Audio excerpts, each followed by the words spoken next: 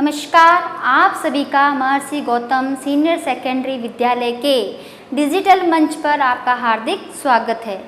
आज हम क्लास 12 में हिंदी विषय के अंतर्गत जो है अलंकार का प्रकरण लेकर के उपस्थित हुई हूँ मैं आपके सामने। आज मैं बताऊँगी आपको कि अलंकार किसे कहते हैं, कितने प्रकार के अलंकार होते हैं और अलंकारों से जो है किस प्रकार काव्य में रोचकता बढ़ती है। देखिए, एक जिस प्रकार स्त्री जो होती है वह क्या होती है, बिना गहनों के बिना आभूषण के अच्छी नहीं लगती है। ठीक उसी प्रकार से जो कविता है उसमें जो काव्य सौंदर्य आता है वह भी किसी अलंकार के बिना अच्छी नहीं लगती है। उसमें शब्दों के माध्यम से सौंदर्य होता है, कभी अर्थ के माध्यम से सौंदर्य होता है और कभी कभी तो ऐसा होता है जिसके अंतर्गत शब्द और अर्थ दोनों के माध्यम से क्या होता है, चमत्कार उत्पन्न होता है, उसकी सौंदर्यता बढ़ती है। तो आज हम जो है काव्य के अंतर्गत सबसे पहले यहाँ पर व्याकरण में अलंकार पढ़ेंगे जो कि हमारे कोर्स के अंतर्गत है। तो चलिए करते हैं हम अलंकार, है ना।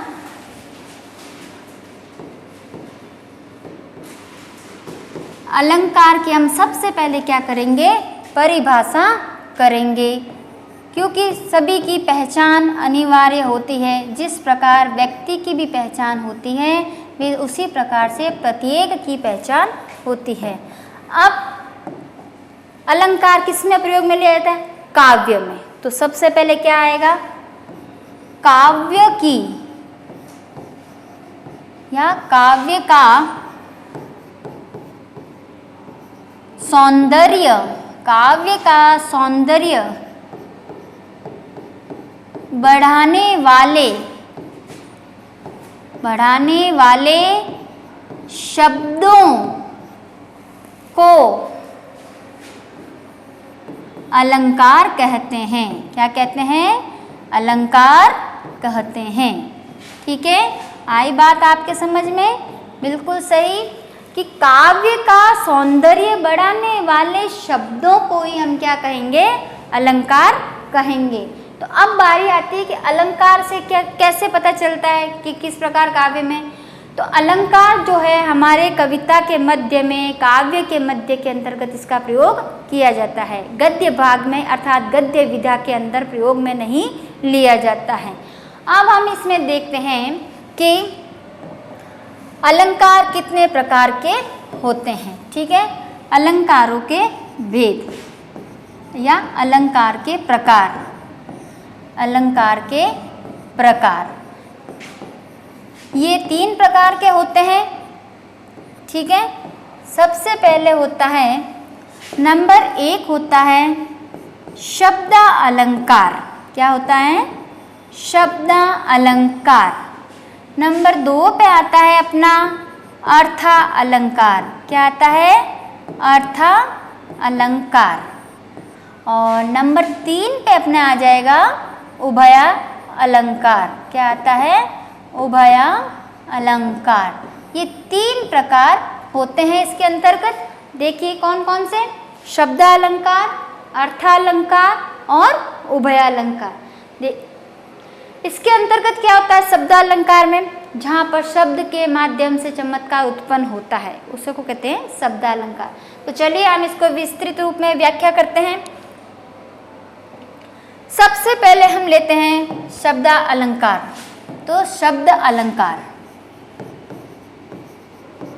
शब्द अलंकार, ठीक है, जिस रचना में क्या होता है, जिस रचना में या वाक्य में, रचना या वाक्य में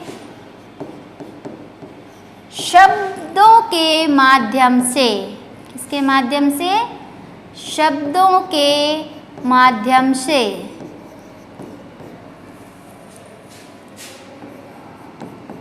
शब्दों के माध्यम से चमत्कार उत्पन्न होता है।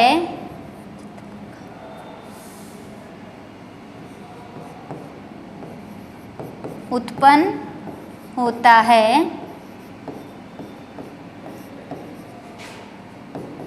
या चमत्कार उत्पन्न होता है या उसके सौंदर्य में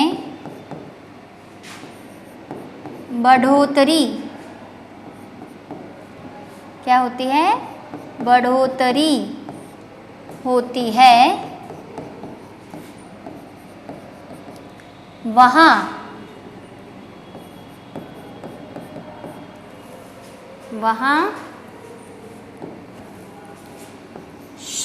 शब्दालंकार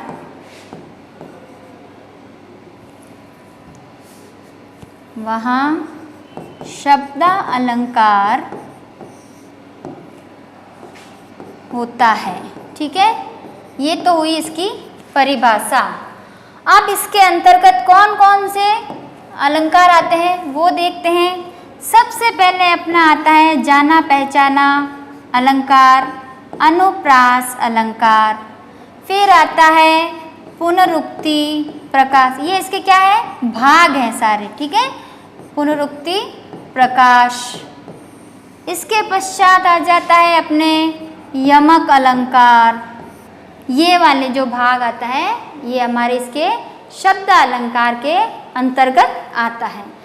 देखिए, क्योंकि क्या होता है इसमें सारे शब्दों का ही सौंदर्य बना रहता है। अगर इसके स्थान पर कोई शब्द दूसरा रख देते हैं या प्राय रख देंगे तो क्या होगा? उसका अर्थ अलग हो जाएगा, उसका हम पूरी तरीके से शब्द ही परिवर्तित हो जाएगा। तो क्या होगा? उसमें अच्छा यानी कि चमत्कार उत्पन्न नहीं हो पाएगा, रुचि उत्पन्न नहीं हो पाएगी।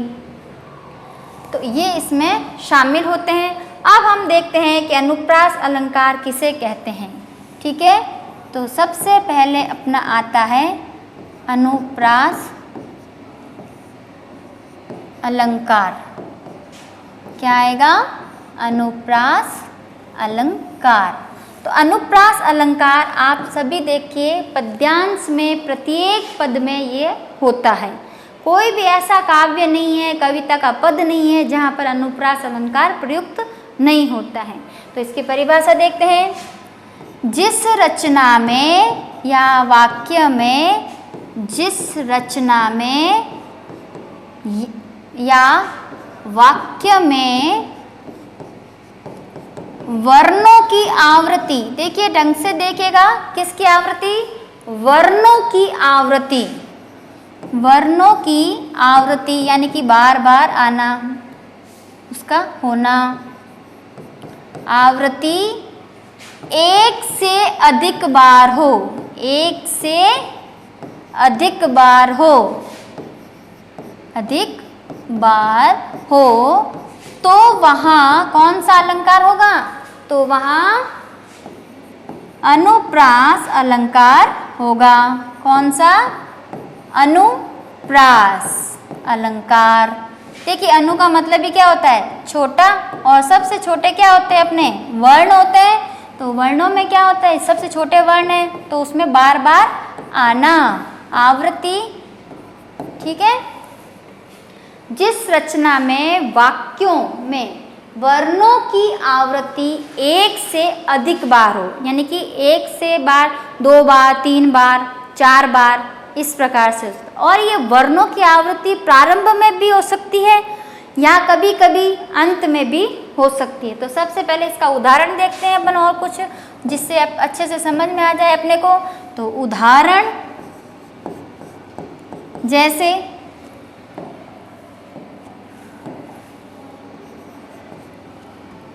चारु चंद्र की चंचल किरणें, चारु चंद्र की चंचल किरणें खेल रही थी जलथल में, खेल रही थी जलथल में। ठीक है, ये एक उदाहरण हुआ अपने।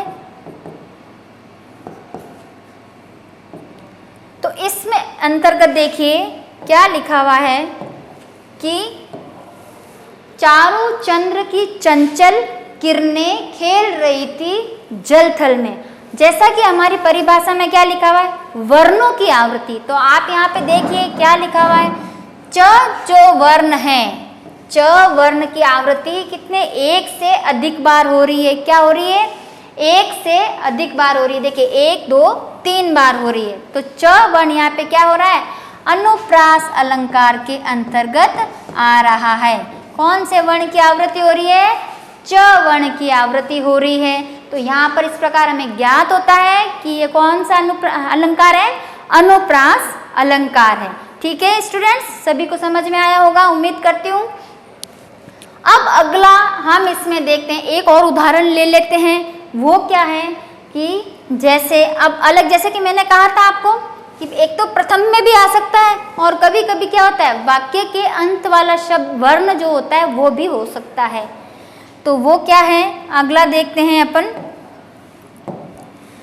अगला है इसमें घोटक की घोरड़ी बड़ी या घोटक की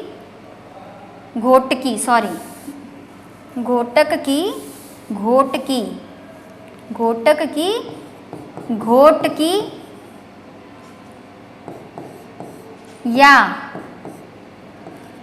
घोटकी अहीर की, घोटकी अहीर की, ये अपना एक और उदाहरण है। अब इसके अंतर्गत आप देखिए क्या हो रहा है कि पहले जो है घोटक की गटकी, अब यहाँ पर ये देखिए क, और यहाँ पर भी आपको ये अलग से नजर आएगा की। तो ये जो पीछे पीछे जो आ रहे हैं ना, पूरे एक वाक्य का देखिए इसमें क्या है, एक ऐसा नहीं समझेंगे आप कि इसको आप माने, नहीं, ये नहीं माना जाएगा कि पूरा एक वाक्य होना चाहिए। जैसे घोटकी गटकी, तो इसके अंतर्गत ही क्या आ रहा है, पीछे वाला की आ रहा है, तो ये क्या कहलाएगा, अनुप्रास के अंतर्गत आएगा। ठीक है, समझ में आई होगी आपको बात। तो इसमें क्या होता है कि शब्दों में, रचना में क्या होगा, वर्णों की आवृत्ति होगी, चाहे वह पहले हो या उसके वाक्य या रचना में अंत में की गई हो, तो वहां पर अनुप्रास अलंकार होता है। चलिए हम नेक्स्ट में चलते हैं। अब अपना कौन सा है, अब अपना अनुप्रास के बाद आता है पुनरुक्ति प्रकाश अलंकार। पुनरुक्ति प्रकाश अलंकार, यह भी हमारे काव्य में बहुत बार प्रयोग में आता है। आप देखिए रहीम के पदों में, बिहारी के पदों में और सूरदास के पदों में यह बहुत ही ज़्यादा उपयोग में आता है। तो पुनरुक्ति प्रकाश अलंकार की परिभाषा है कि जिस रचना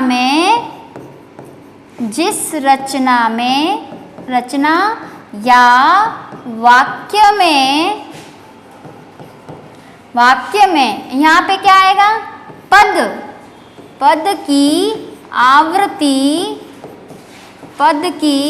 आवृत्ति एक से अधिक बार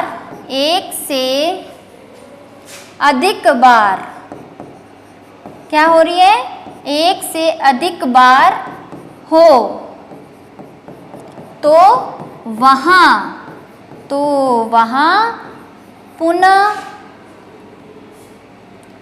पुनरुक्ति प्रकाश अलंकार होता है। क्या होता है, पुनरुक्ति प्रकाश अलंकार होता है।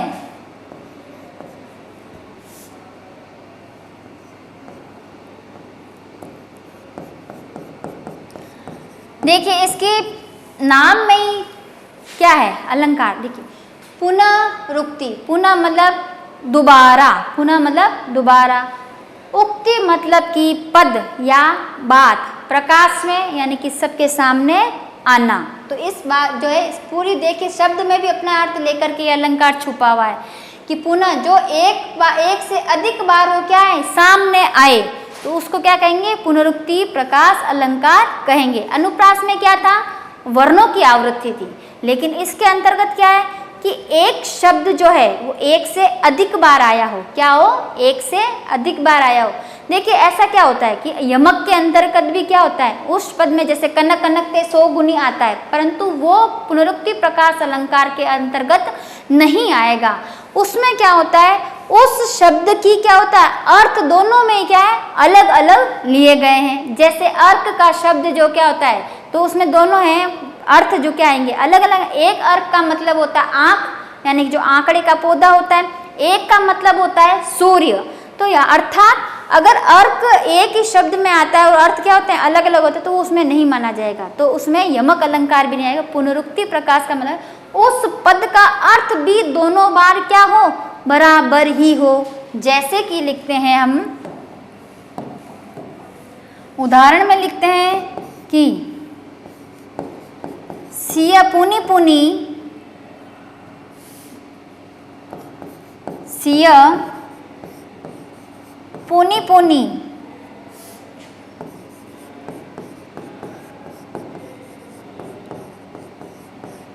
राम ही देखा, सिया पुनि पुनि राम ही देखा, है ना। तो ये एक आप देखिए इसमें कि अलग से दिया हुआ है पुनि पुनि, यानी कि बार बार एक पद है, लेकिन इसका दोनों का मतलब क्या है, एक ही है, अर्थ क्या है, एक ही है। तो पुनि पुनि का अर्थ क्या है, बार बार। सीता क्या कर रही है, बार बार राम को देख रही है। इसी प्रकार से एक और देख लेते हैं हम इसी में कि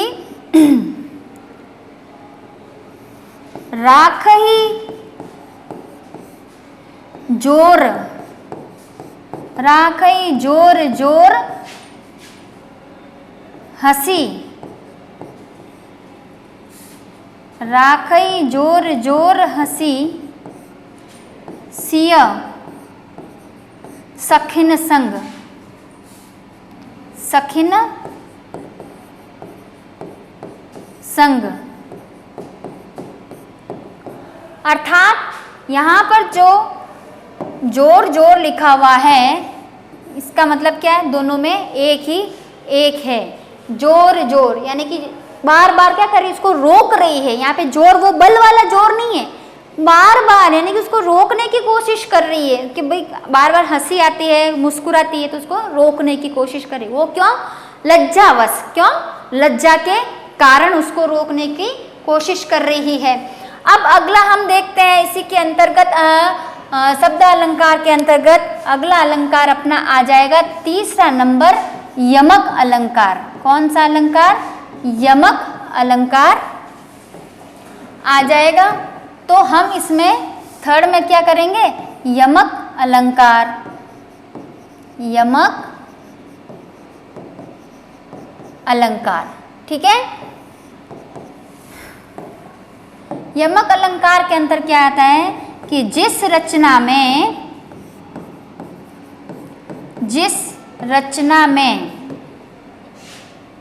क्या होता है, शब्द की आवृत्ति हो, शब्द की आवृत्ति हो, परंतु उसका अर्थ, परंतु उसका अर्थ अलग अलग हो, क्या हो, अर्थ अलग अलग हो।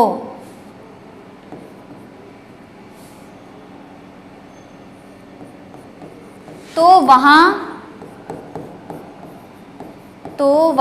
कौन सा अलंकार होगा, यमक अलंकार होता है, यमक अलंकार होता है। उदाहरण देख लेते हैं हम इसका एक पहले, फिर बाद में अपन समझ लेंगे थोड़ा सा। उदाहरण सीधा सिंपल रोज वही अपन पढ़ते हैं, जो कनक कनक ते 100 गुनी मादकता अधिकाय, है ना।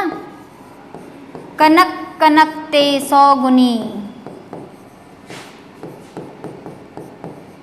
100 गुनी मादकता अधिकाय, मादकता अधिकाय, अर्थात इस कनक का और इस कनक का क्या है, अर्थ अलग अलग दिया हुआ है।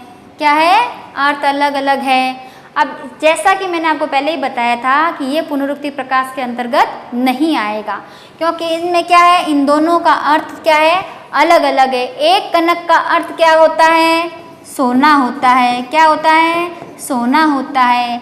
एक का मतलब क्या होता है, धतूरा होता है। क्या होता है, धतूरा होता है। और दोनों को पाने से क्या हो जाता है, व्यक्ति बोरा जाता है, पागल हो जाता है। अधिक धन आ जाए तो भी व्यक्ति पागल हो जाता है कि अब मैं इसका कैसे खर्च करूं या कैसे काम में लूं। और अगर किसी ने धतूरा पी लिया है घोट के, तब भी वो क्या होगा, बोरा जाता है, पागलपन की स्थिति आ जाती है। तो ये अपने क्या हो जाता है, एक यमक अलंकार के उदाहरण हो जाता है। तो इसमें आप देखिए, आज हमने क्या देखा, सबसे पहले देख लीजिए कि अलंकार हो गए। अलंकार किसे कहते हैं, काव्य का सौंदर्य बढ़ाने वाले को कहते हैं। अलंकार के प्रकार कौन कौन से होते हैं, शब्दालंकार, अर्थालंकार और उभयालंकार होते हैं। इसके पश्चात शब्दालंकार किसे कहते हैं, जिसमें शब्दों के द्वारा काव्य में सौंदर्य उत्पन्न होता है, उसे हम शब्दालंकार की श्रेणी में रखते हैं। ठीक है। और इसके पश्चात हमने देखा कि इसमें कौन कौन से आते हैं, अनुप्रास आता है, पुनरुक्ति प्रकाश आता है, यमक आता है। ठीक है। और अब बात आती है अनुप्रास में क्या होगा, वर्णों की आवृत्ति होगी। किसकी आवृत्ति होगी, वर्णों की आवृत्ति होगी। जैसे कि चारु चंद्र की चंचल किरणें, इसमें किसकी वर्ण की आवृत्ति हो रही है, च वर्ण की आवृत्ति हो रही है। और दूसरे वाले में क वर्ण की आवृत्ति हो रही है। किसकी आवृत्ति हो रही है, क वर्ण की आवृत्ति हो रही है। अगला हमने पढ़ा था पुनरुक्ति प्रकाश अलंकार, जिसके अंतर्गत मैंने एक उक्ति जो बार बार हमारे सामने आए परंतु उसका अर्थ दोनों का ही क्या हो, बराबर हो, समान रूप में हो, तो उसे हम क्या कहेंगे, पुनरुक्ति प्रकाश अलंकार कहते हैं। जैसे हमने देखा पुनि पुनि यानी कि बार बार, जोर जोर यानी कि रोकने के यहाँ पर अर्थ में लिया गया है। और अगला हमने इसमें देखा थर्ड में यमक अलंकार, जिसके अंतर्गत कहा गया है कि शब्द की आवृत्ति होती है परंतु क्या होगा, इसके अंदर ध्यान दीजिए, आवृत्ति है लेकिन उसका अर्थ क्या है, अलग अलग होता है। क्या होता है, अर्थ अलग अलग होता है। तो वहाँ पर कौन सा अलंकार होता है, यमक अलंकार होता है। जैसे कि कनक कनकते 100 गुनी मादकता अधिकाय। इसी प्रकार से एक अर्क का होता है कि अर्क, जहाँ पर जैसे वो बिहारी का पद है, अर्क का मतलब होता है धतूरा या आँख का पौधा। क्या होता है, आँख का पौधा। देखा है ना आपने, आंकड़ा कहते हैं जिसको हम, तो उसको भी अर्क कहा जाता है। और एक का मतलब क्या होता है, इसी में ही सूर्य होता है। क्या होता है, सूर्य होता है। तो आज हमने जो है शब्द अलंकार के अंतर्गत अभी को कितने पढ़े, अभी हम 3 अलंकार पढ़े हैं। अभी हम बाद में देखें, अभी इसमें देखेंगे कौन सा, अर्थालंकार। अर्थालंकार में क्या होगा, जहाँ पर शब्द की बजाय उसके अर्थ में रोचकता आती है। उसके अर्थ में क्या आती है, रोचकता आती है, चमत्कार उत्पन्न करता है। तो उसमें हम देखेंगे कि उस शब्दों के बजाय उनके अर्थों का क्या महत्व होता है, उसके बारे में हम पढ़ेंगे।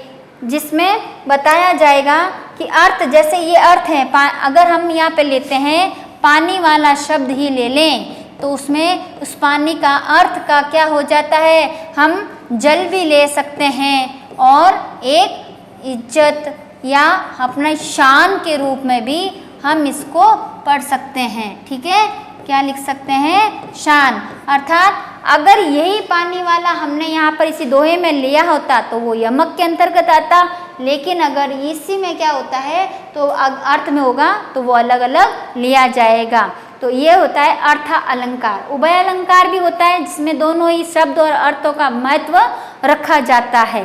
ठीक है, तो अब अपना नेक्स्ट जो हो जाता है अर्थ अलंकार। क्या हो जाता है? अर्थ अलंकार। तो अर्थ अलंकार की हम परिभाषा लिख लेते हैं। सबसे पहले अर्थ अलंकार की परिभाषा लिख लेते हैं, जिसमें क्या आएगा? जिस रचना में, है ना, क्या होता है? जिस रचना में अर्थ के आधार पर, किसके आधार पर?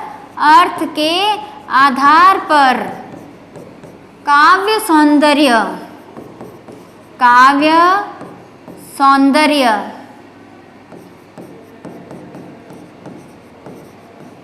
काव्य सौंदर्य उत्पन्न होता है, वहाँ क्या होता है? अर्थ अलंकार होता है। क्या होता है? अर्थ अलंकार होता है। ठीक है, बिल्कुल सही सही है एकदम, कि जहाँ पर क्या हो? अर्थ के आधार पर लिया हुआ हो, इसलिए वहाँ पर क्या हो जाएगा? अर्थ अलंकार होता है। तो अर्थ अलंकार में और भी बहुत सारे भेद होते हैं, जिसमें हम ले सकते हैं श्लेष ले सकते हैं, उपमा ले सकते हैं, और साथ में रूपक हो गया, और साथ में वक्रोक्ति हो गया, विरोधाभास हो गया, उदाहरण वाला हो गया, अतिशयोक्ति अलंकार, अन्योक्ति अलंकार। तो ये बहुत सारे अलंकार है, जिसके अंतर्गत जो है क्या आता है? अर्थ अलंकार होता है। ये अर्थ अलंकार में हम बाद में अभी आगे देखते हैं इसके कौन से होते हैं। सबसे पहले लिख लेते हैं रूपक, उपमा, उपमा, श्लेष, है ना, रूपक, उपमा, श्लेष और अतिशयोक्ति, अतिशयोक्ति अलंकार, फिर अन्योक्ति अलंकार। ये सब क्या होते हैं? इसके उदाहरण हैं, इसके अंतर्गत शामिल है। तो ये अर्थ अलंकार में गिने जाते हैं। और इसमें फिर हम क्या करेंगे? इनकी परिभाषाओं को समझेंगे और साथ ही साथ में आगे का पाठ पूरा करेंगे।